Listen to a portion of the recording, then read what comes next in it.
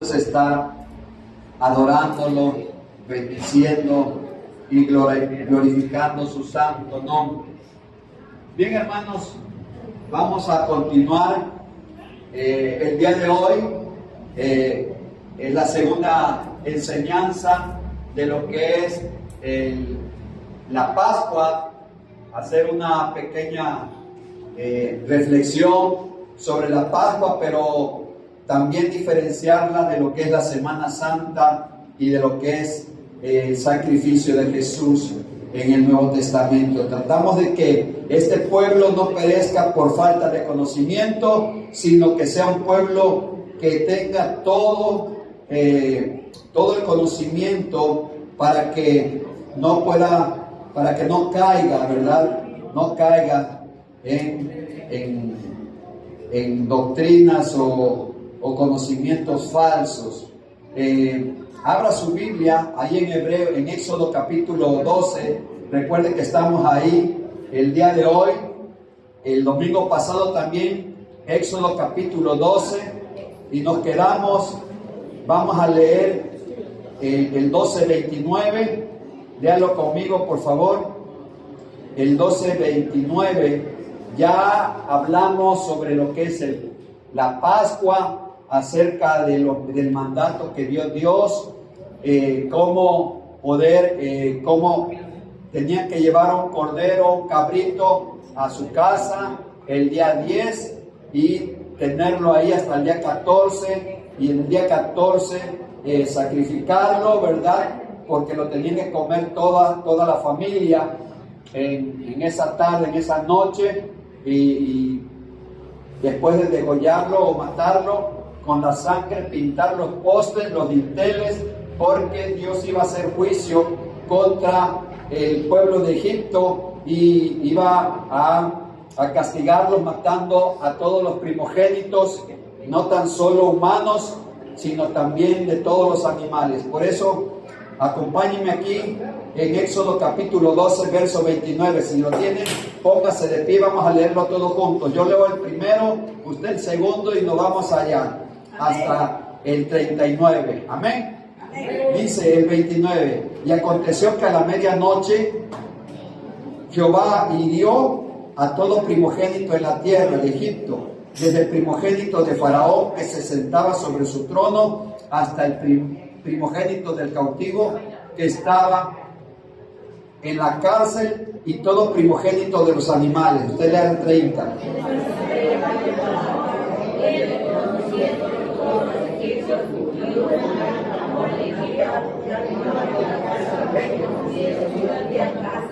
El 31. E hizo llamar a Moisés y a Aarón de noche y le dijo: salgan de en medio de mi pueblo vosotros y los hijos de Israel, y sirvan a Jehová como habéis dicho.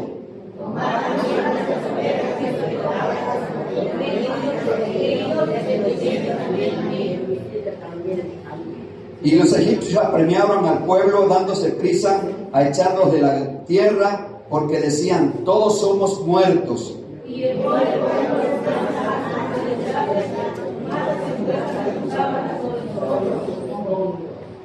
E hicieron los hijos de Israel conforme al mandamiento de Moisés, pidiendo de los egipcios alhajas de plata y de oro y vestidos, todos juntos. Y Jehová dio gracias al pueblo delante de los egipcios, y le dieron cuanto pedían. Así despojaron a los egipcios. Aleluya. Entonces ya tienen, hermana, ahí las diapositivas acerca de el Pesaj que estamos hablando, ¿verdad? De la Pascua, que significa Cordero Pascual, ¿verdad? Bueno, nos quedamos entonces que el día de hoy, bueno, ya usted vio cómo Dios es el que manda castigo sobre un pueblo desobediente. Entonces, la Pascua es poder celebrar la salida de los hebreos de Egipto. Egipto se caracteriza simbólicamente por estar en idolatría, estar en tinieblas, estar en penumbras. Egipto se caracteriza por estar en idolatría, ¿verdad? Por eso se caracteriza Egipto. Entonces lo sacó de todo eso para poder tener un pueblo especial, un pueblo que solamente lo adorara a él. Y Éxodo significa salir. ¿Salir de dónde? Salir de la esclavitud, salir de ese lugar de perdición, y entonces llevarlos, sacarlos de ahí para hacerlos nuevos, para hacerlos diferentes, para tener pensamientos distintos y llevarlos a una vida diferente. Dios no tan solo lo sacó, sino que también fue con ellos, ¿sí? Protegiéndolos, cuidándolos, hasta que entraran a la tierra de Canaán, ¿verdad? Pero no fue fácil porque estuvieron 40 años en el desierto, purificándose, tratando de que quitaran todo lo que había en su mente, lo que había en su corazón. Y es lo que estábamos comentando el viernes. El viernes les comentábamos que cada uno de nosotros tiene que sacarse de la mente de los pensamientos mundanos que existen, que esclavizan a cada uno de nosotros todavía, y que el Señor lo va purificando, nos va quitando todo lo que estorbe para serle grato, para ser santos y poder estar muy bien delante de su presencia. Bien, pero a mí el día de hoy vamos a hablar sobre la masa. Vamos a ver qué significa la masa. Estoy ahí en Éxodo capítulo 12, verso 33. Dice, y los egipcios apremiaron al pueblo dándose prisa y a echarlos de la tierra, porque decían, todos somos muertos. El 34 dice, léalo conmigo, y llevó el pueblo su masa antes que sea leudada, sus masas envueltas en sus sábanas sobre sus hombres. Lea el 39.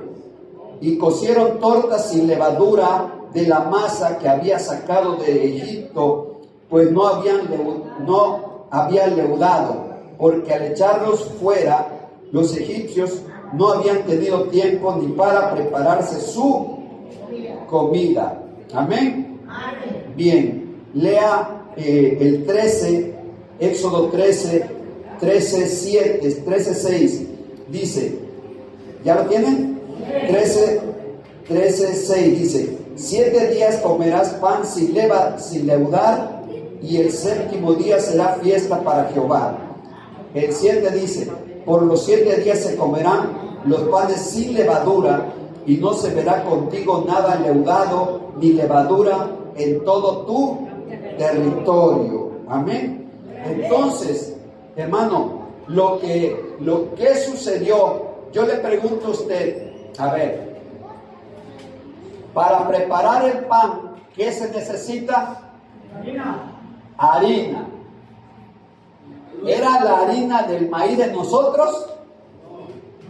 ¿Qué harina era? No era maíz, no lo conocían por allá. ¿Era qué? Era trigo. En algunas ocasiones era trigo, era cebada, y en otras veces era avena. Dicen que los que comían trigo en aquella época eran los más riquitos, los que tenían más poder, y los que comían la harina, o sea, el pan de harina de cebada, eran los que eran más pobres. Bien, pero la harina era hecha de trigo y la harina de cebada, o también de avena. Bien, ese día hicieron la harina, le pusieron nada más agua, no le pusieron levadura y no le pusieron tampoco sal. Hermano José, usted es panadero, ¿Qué hacen los panaderos ahorita para que el pan esponje? Ponerle levadura, porque la levadura es la que hace que el pan aumente de tamaño, ¿verdad? Entonces en aquella época Dios le dijo que no podían ponerle levadura a su masa, tenían que comerla sin levadura. Yo le comentaba que los rabinos decían que la levadura era un símbolo que se llamaba un impulso diabólico del corazón, así le llamaban ellos. Entonces en la Pascua, hermano, nada más es la masa de harina sin levadura y sin sal, es nada más pura agua. Con pura agua hacían. Pero ese día era tanto porque Dios les dijo que tenían que estar vestidos, que tenían que... ¿Cómo tenían que matar al cordero? ¿Cómo tenían que comer al cordero? Asado, ¿verdad? Y tenían que comerlo todo. Y si quedaba algo, al otro día lo tenían que quemar. Pero tenían que estar listos, preparados, porque tenían que salir deprisa. Entonces, les comenté también que dicen algunos escritos rabínicos que ese día que estaban comiendo la Pascua, los hebreos dicen que el ángel pasaba por arriba respetando los dinteles que tenían la sangre del cordero y que entraban a las casas donde no estaba la sangre del cordero. Y dice que mataba a todo primogénito. Dice que, hermano, era una de gritos, de llanto, de lloro, una cosa terrible que se escuchaba en todas las casas de los egipcios, a tal grado que en esa noche Faraón y todos los ancianos tuvieron que levantarse y comentar, tuvieron que mandar a llamar a Moisés y a Aarón para decirles que tenían que salir de Egipto, ¿sí? Y en algunas versiones dice que tenían que salir deprisa y tenían que salir y que Dios los perdonara, que los perdonara para que ellos no pudieran también morir, porque era un caos ver morir a sus primogénitos. Amén. Amén. Allá estamos, bien. Entonces, por esa prisa salieron con la masa así, toda horrible, toda fea, sí, no se podía casi comer, pero así tuvieron que salir los egipcios. Amén. Amén. Ahora, todo esto es importante que lo entiendan, porque todo esto se dio también, ya estaba profetizado que el Cordero de Dios, ¿sí? ¿Quién dijo? Este es el Cordero de Dios que quita el pecado del mundo. ¿Quién lo dijo? ¿Quién lo dijo por primera vez? ¿A quién mandó Dios para que abriera camino antes de que llegara Jesús? A Juan el Bautista. Cuando Jesús vino a que lo bautizara, Juan el Bautista dijo: este es el Cordero de Dios que quita el pecado del mundo. Está relacionado el cuerpo de Jesús, la sangre de Cristo, el cuerpo de Jesús está relacionado con la masa. Amén. Amén. Bien. En Isaías, a ver, hermano Tomás, en Isaías capítulo 53, léame el 4, 5, 6, 7, 8, 9, 11 y 12, pero así de corriendo rápidamente, porque estaba profetizado que el Cordero de Dios, que el Hijo de Dios, el renuevo, iba a ser crucificado, ¿sí? Para el perdón, para la expiación, por única y última vez de la raza, o sea, de los humanos, para hacer expiación por todos los seres humanos. Amén. Isaías 53, ¿quién lo tiene? Sí. A ver, ¿quién se para y lo lee? Isaías 53, verso 4, 5, 6, 7, 8, 9, 10, 11 y 12. A ver, hermana Hilda. Llevó nuestras enfermedades y sufrió nuestros dolores, y nosotros estuvimos traspasados, por herido de Dios y abatido. mas herido fue por nuestras rebeliones, molido por nuestros pecados, y el castigo de nuestra paz fue sobre él, y por sus llagas fuimos nosotros curados. Todos nosotros nos descarriamos como ovejas, cada cual se apartó por su camino, mas Jehová cargó en él el pecado de todos nosotros. Angustiado él y afligido, no abrió su boca como cordero, fue llevado al matadero, como oveja delante de sus trasquiladores, enmudeció y no abrió su boca. Por cárcel y por juicio fue quitado, y su generación, ¿quién le contará? Porque fue cortado de la tierra de los vivientes, y por la rebelión de mi pueblo fue herido, y se expuso por los impíos su sepultura, mas con los ricos fue en su muerte, aunque nunca hizo maldad ni hubo daño en su boca. Por todo eso Jehová quiso quebrantarlo, sujetándole a padecimiento.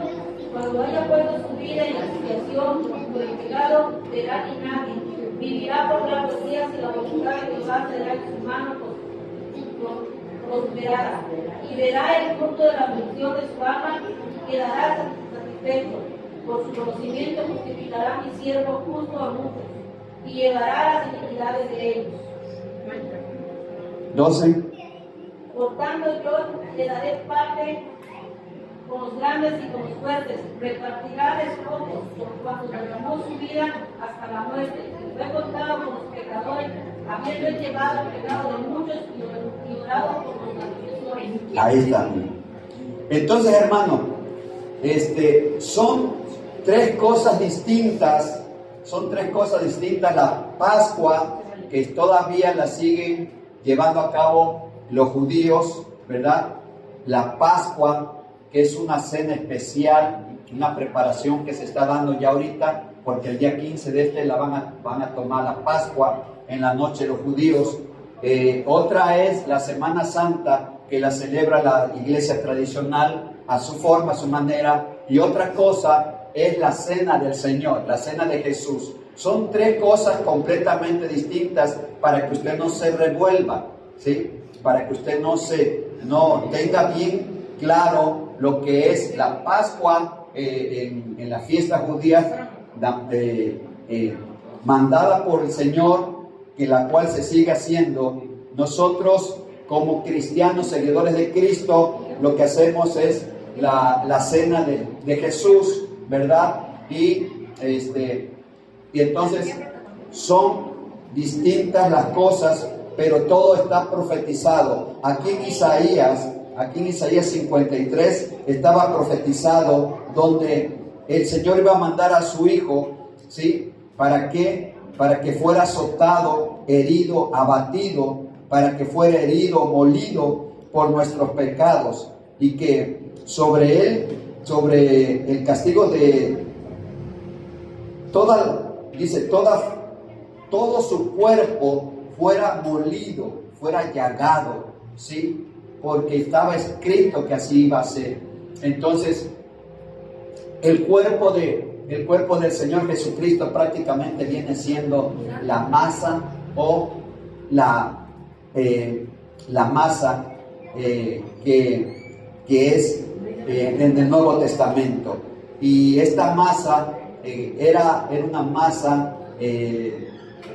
masa no grata, ¿verdad? Así quedó el cuerpo de nuestro amado Señor Jesucristo. Amén. Por eso es que cuando comemos ese pan sin levadura, cuando celebramos nosotros la cena del Señor, el pan está con hoyos, ¿verdad? Recordando todo eso que sucedió allá en la Pascua, y al mismo tiempo también recordando todo cómo fue inmolado nuestro amado Señor Jesucristo. Amén. Amén. Vea 1 Corintios capítulo 11. A ver, búsquelo alguien rápidamente. 1 Corintios capítulo 11, verso 23. 1 Corintios capítulo 11, verso 23. ¿Ya lo tienen? 1 Corintios capítulo 11, versos 23, 24, 25 y 26. A ver, ¿quién lo tiene? Sepárese y léalo, por favor. Porque yo recibí del Señor lo que también os he enseñado, que el Señor Jesús, la noche que fue entregado, tomó pan, y habiendo dado gracias, lo partió y dijo: tomad, comed, esto es mi cuerpo, que por vosotros es partido. Haced esto en memoria de mí. Asimismo tomó también la copa después de haber cenado, diciendo: esta copa es el nuevo pan de mi sangre. Haced esto todas las veces que la bebiereis en memoria de mí. Amén. Entonces, hermanos, el cuerpo de Jesús representa la masa entregada, ¿sí? Entregada para que ahí se fueran todos nuestros pecados.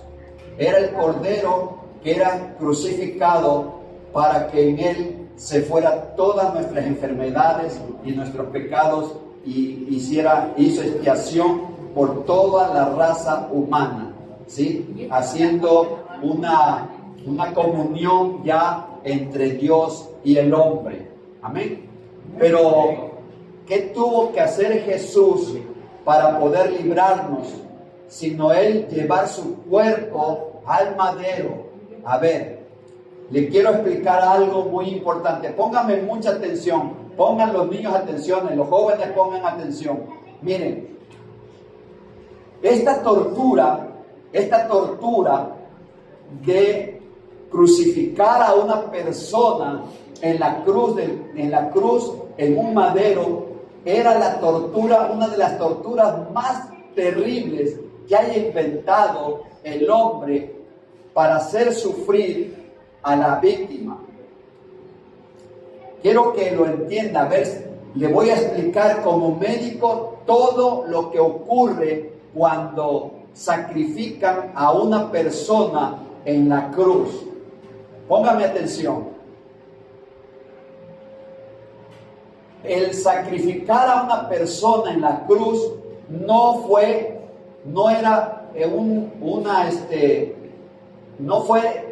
los romanos no lo inventaron, sino era una práctica desde los asirios, los babilonios, ¿sí? Que ellos inventaron esta cruel, ¿cómo te puedo decir? Acción para que fueran muriendo esos hombres que iban a llevarse a la cruz. Y vean qué terrible es morir en una cruz. Los agarraban y le ponían un madero en la espalda, lo cargaban, ¿sí? Ese madero de 2 metros aproximadamente, los asirios, los babilonios, ¿sí? Y después lo ponían en un madero de 4 metros y lo enterraban y lo colgaban. Primero lo flagelaban. Escúcheme. Primero lo flagelaban. ¿Qué significa flagelar? Significa que van a azotar el cuerpo.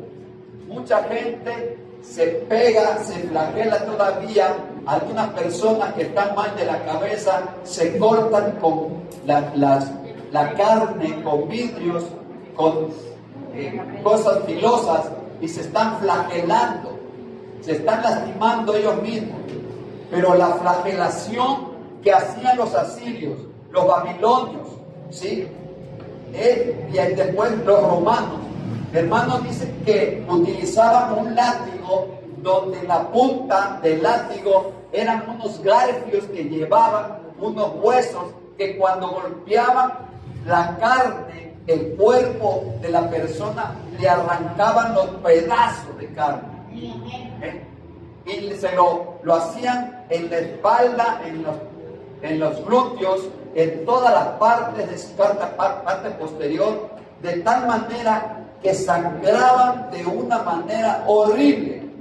Muchos morían en el flagelamiento.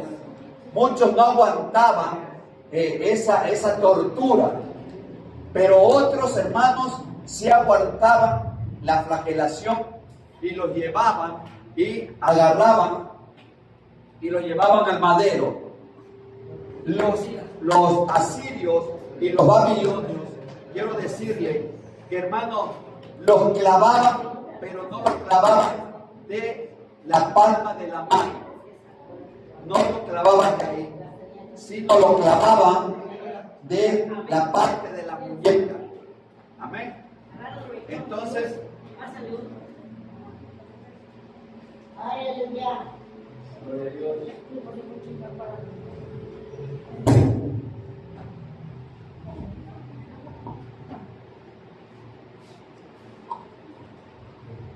Entonces, hermano,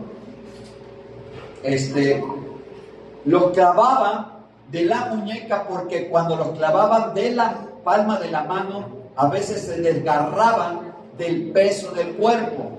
Metían los clavos entre las muñecas acá para que pudieran soportar el cuerpo. Y llevaban al cuerpo al madero y le ponían las piernas flexionadas, ¿sí? Y clavaban los pies. Algunos se los clavaban, otros se los amarraban, pero por lo regular los clavaban. A veces los clavaban un pie y después el otro pie, y en algunas veces lo ponían un pie sobre el otro y clavaban con un clavo, 2 clavos, los 2 pies juntos. Así lo hacían los asirios y así lo hacían los babilonios. Hermano, ¿qué hacían? ¿Qué sucedía con esta técnica, con esta horrible, ¿cómo se llama? Una manera tan horrible de castigo al ser humano.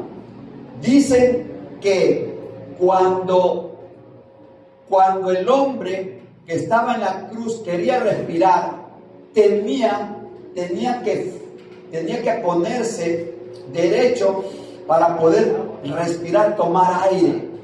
Si no hacía esto así, no podía respirar. Y entonces, póngame atención, entonces se empezaba a ahogar, porque el cuerpo se estaba llenando de dióxido de carbono y no entraba oxígeno. Ya de por sí se estaba desangrando, quitándose la cantidad de sangre dentro del cuerpo. Y aparte, hermano, imagínese que usted está clavado en los pies y todavía tenía que levantarse para poder respirar, ¿sí? Y poder levantarse con las manos que estaban quebradas. Era un dolor tremendamente horrible. Dicen que mucha gente moría en las primeras horas, pero que mucha gente tardaba varios días en esa agonía. Y le quiero decir que dejaban a ese hombre ahí todo el día hasta que moría, y para que fuera exhibido, porque aparte lo desnudaban para que la gente estuviera viendo su muerte, y no lo quitaban de la cruz, ahí lo dejaban. Por eso en el Gólgota, o lugar de las calaveras, había muchas calaveras ahí, porque ahí los dejaban colgados. Yo me imagino que venían buitres, y ahí se comían toda la carne de esos seres que ahí estaban. Amén. Amén. ¿Por qué cree que algunos le quebraban las piernas? Algunos, ya para hacerle más fácil la muerte, venían y le quebraban la tibia y el peroné, ¿sí? Para que ya no pudieran levantarse y entonces murieran asfixiados. Muerte por paro respiratorio. En algunas ocasiones era paro cardíaco, ¿sí? Entonces, pero era una muerte terriblemente horrible para la víctima. Lo exhibían, lo dejaban allá, y hasta que ahí se quedaban. Eso lo inventaron los asirios, los babilonios. Le cuento esto para que usted vea hasta dónde llegó nuestro Señor por nosotros, llevando todas nuestras enfermedades, nuestros pecados en la cruz del Calvario. Amén. Denle un aplauso al Señor.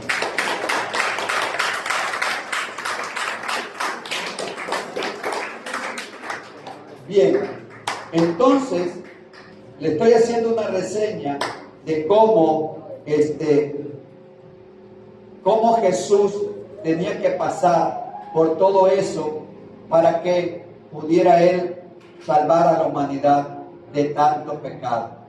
Quiero llevarlo ahí donde cuando Jesús estaba en Getsemaní, dicen que el Sanedrín fueron con antorchas, con palos a buscar a Jesús, y que Judas le dio un beso entregándolo, porque ya había recibido ¿cuántas monedas de plata? ¿Cuántas? 30 monedas de plata ya le habían dado a Judas por hacer eso. Eso ya estaba profetizado en Zacarías capítulo 11, verso 12. Entonces, hermano, fíjese, los judíos querían crucificar a Jesús, matar a Jesús, porque se iba a llevar a cabo la Pascua. O sea, antes de la Pascua lo querían matar, pero al mismo tiempo, hermano querido, era para que se cumpliera todo lo que estaba escrito. ¿Sí? ¿Cuántos días fueron antes de que mataran al Cordero? ¿Cuántos días dice ahí en Éxodo capítulo 12 que se llevaron al Cordero a su casa? ¿En qué día lo llevaron? Lo llevaron el día 10 a la casa y el día 14 lo mataron. O sea que se estaba dando y se tenía que cumplir todo eso con Jesús. A Jesús también, antes de la Pascua, lo mataron y lo crucificaron. Pero yo quiero llevarlo tantito cómo se fue dando esto. En la noche del miércoles, dice, donde ya estaban reunidas todas las autoridades para llevar a cabo el Pesa, dice que Jesús estaba en Getsemaní y que ahí lo mandaron a arrestar, a prender con palos y antorchas. Fueron los soldados de Anás y de Caifás. Amén. Entonces, el arresto fue en la noche. Váyase a Marcos, alguien nada más vaya a Marcos capítulo 14, verso 43 y que lo lea rápidamente. Otro que busque Juan capítulo 18, verso 22. A ver, lo voy a nombrar. A ver, hermana Tere, busque Marcos 14, 43. Hermana Tania, Juan 18, 22. Hermana Lupita, Marcos 14, 64 y 65. Marcos, 2 de Corintios capítulo 23. Lucas 23, 7, 9 y 10. Marcos, ok. Lucas 23, 7, 9 y 10 y 11. A ver, vamos. Primero Marcos 14, 43. ¿Qué dice, hermano? Marcos 14, 43. Sí, Marcos 14, 43. Luego hablando, él aún vino Judas, que era uno de los 12, y con él mucha gente con espadas y palos, de parte de los principales sacerdotes y de los escribas y de los ancianos.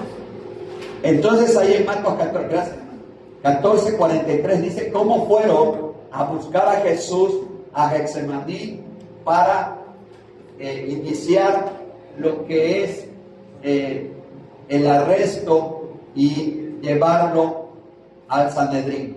A ver, hermana, ¿quién dije? Juan 18, 22, hermana Tania. Cuando Jesús hubo dicho esto, uno de los alguaciles que estaba ahí le dio una bofetada diciendo: ¿así respondes al sumo sacerdote? Hasta ahí, hermano. O sea, yo le quiero decir, ¿qué es lo que le estoy tratando de decir? ¿Qué le estoy comentando? Hermano, que desde que fue desde que fue la gente a buscarlo a Getsemaní, desde ahí empezó la tortura hacia Jesús en su cuerpo, De ahí lo llevaron hasta la casa de Anás, ¿sí? Y ahí lo que habló la hermana Tania, lo que dice la hermana Tania, es que ahí un hombre lo abofeteó a Jesús delante de Anás. Después, de ahí empezó la tortura, de ahí empezó lo que es la golpiza al cuerpo de Cristo. En Juan 18:22. ¿Quién lo dice que lo dijera? Ok. Marcos 14, 64 y 65. ¿Habéis oído la blasfemia? ¿Qué os parece? Todos ellos le condenaron, declarándole ser digno de muerte. Y algunos comenzaron a escupirle y a cubrirle el rostro y a darle de puñetazos y a decirle profetiza, y los alguaciles le daban de bofetadas. Hermano, cuando estaba enfrente de Caifás en el Sanedrín, y ahí fue, dice que de ahí lo empezaron a golpear a Jesús.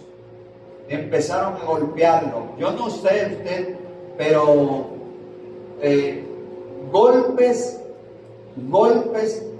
fuertes, puñetazos, dice ahí, en la nariz, en la boca, en todas partes empezó Jesús a recibir por parte de toda esa gente endemoniada que quería matarlo. Después lo mandaron, el Sanedrín lo mandó a Pilato, ¿sí? Y Pilato no encontrando y viendo Pilato que no encontraba nada, y escuchando que Herodes se encontraba en Jerusalén, dice, bueno, si este hombre es Galileo y Herodes es Galileo, pues que él lo juzgue. Y lo mandó Pilato a Herodes. Lucas 23, 7, 9 y 11. ¿Qué tiene Marcos? Y al percatarse de que era de la jurisdicción de Herodes, le remitió a Herodes, que en aquellos días estaba también en Jerusalén.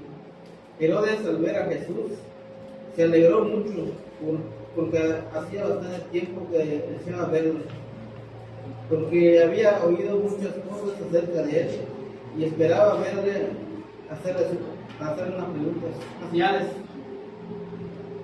Ok, entonces aquí Herodes, hermano, tenía ganas de verlo, y como conocía, sabía de él, empezó a interrogarlo y le decía que le hiciera milagros y eso, y Jesús permaneció callado. Lo mandó a azotar, lo mandó, hermana, a otra vez a flagelar, y lo mandó otra vez y lo regresó a Pilato porque Jesús no habló nada.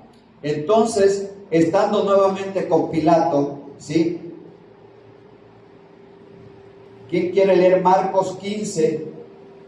Marcos 15. Marcos 15. 15. Marcos 15.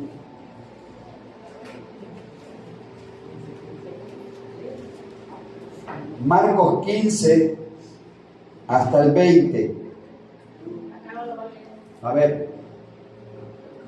Y Pilato, queriendo satisfacer el pueblo, le soltó a Barrabás y entregó a Jesús después de azotarle para que fuese crucificado. Entonces los soldados le llevaron dentro del atrio, esto es, al pretorio, y convocaron a toda la compañía y le vistieron de púrpura. Lo vistieron de púrpura. Y poniéndole una corona de guías de espinas, comenzaron luego a saludarle, salve el rey de los judíos. Y le golpeaban en la cabeza con una caña y le escupían, puesto de rodillas le hacían reverencia. Después de haberle encarnecido, lo desnudaron la púrpura y le pusieron sus propios vestidos y le sacaron para crucificarlo. Hermano, amén. Esa carne, imagínate esa carne, ese cuerpo, cómo iría ya de lastimado después de pasar por tanta gente y por tantas veces ser flagelado. Y esta parte es la última parte donde Pilato manda azotarlo para ver si se compadecen los fariseos, los saduceos, y en vez de soltar a Barrabás, él quería que soltaran a Jesús, pero el pueblo, enardecido, endiablados, hermano, era una cantidad enorme de demonios que querían que Jesús fuera muerto. Así que, escúchenme, con todas esas flagelaciones, con todos esos insultos, con todas esas cosas, dicen que Jesús, del pretorio hacia la cruz, hacia la Gólgota que estaba fuera de la ciudad, recorrió de 600 a 800 metros cargando la cruz. No se sabe, yo no sé si realmente era la cruz completa o nada más era el palo ese que lo llevaban los presos o los reos cargando, y el otro lo llevaba otra persona, no lo sé. Pero fueron de 600 a 800 metros, que se llama Via Crucis, desde el pretorio hasta lo que es el Gólgota. Y ahí, hermano, lo clavaron, ¿sí? Algunos lo amarraban, a Jesús lo clavaron, ¿sí? Y ahí estuvo. Quiero llevarle a una, más o menos, a qué horas sucedió la crucifixión. Todo ese miércoles, todo se dio de tal manera que a las 9 de la mañana estaban llegando a el Gólgota. Veas de Marcos capítulo 15, verso 25. ¿Quién lo quiere leer rapidito? Marcos 15, 25. ¿Qué dice? Era la tercera hora Dice que era la tercera hora cuando le crucificaron. Hermano, cuando estamos hablando de la tercera hora, estamos hablando de que toda la noche sucedió todo ese golpeteo a Cristo. En la mañana todavía fue sentenciado, y a las 9 de la mañana lo tenían ya en el Gólgota, y ahí lo crucificaron a las 9 de la mañana. A las 12 del día, o sea, tercera, cuarta, quinta, a la sexta hora, dice que todo se puso en tinieblas.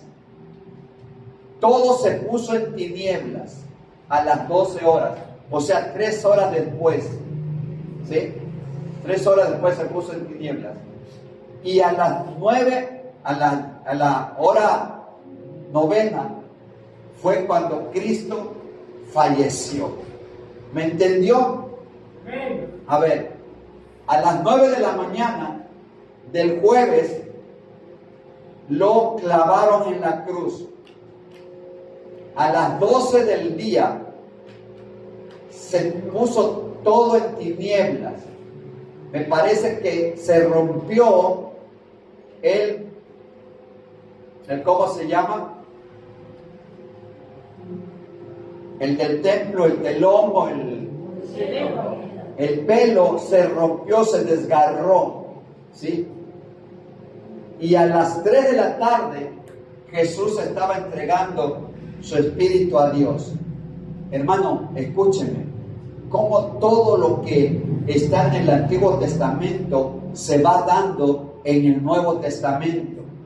Dicen que fueron a romperle, querían los judíos que ese hombre falleciera porque estaban en vísperas de la Pascua y no podían dejar a nadie allá. Entonces pidieron que le fueran a romper los huesos. ¿Para qué? ¿Por qué? Para que pudieran más rápido y no pudieran respirar y murieran por un paro respiratorio. y dice que le rompieron los huesos a Dimas y al otro hermano de él, ahí que estaban a su lado, se lo rompieron a ellos porque todavía estaban vivos. Pero Jesús ya lo encontraron muerto y no le rompieron ningún hueso, y estaba profetizado que no iba a ser roto de ningún hueso. Estaba profetizado que iban a repartir sus vestiduras echando suerte. Entonces, cuando llegaron, Jesús ya estaba muerto, hermano. Dice que esto no se daba normalmente, que esto no ocurría frecuentemente, tardaba muchos, a veces días allá. Pero Jesús a las 3 de la tarde falleció, y no le rompieron los huesos, pero ¿qué le hicieron?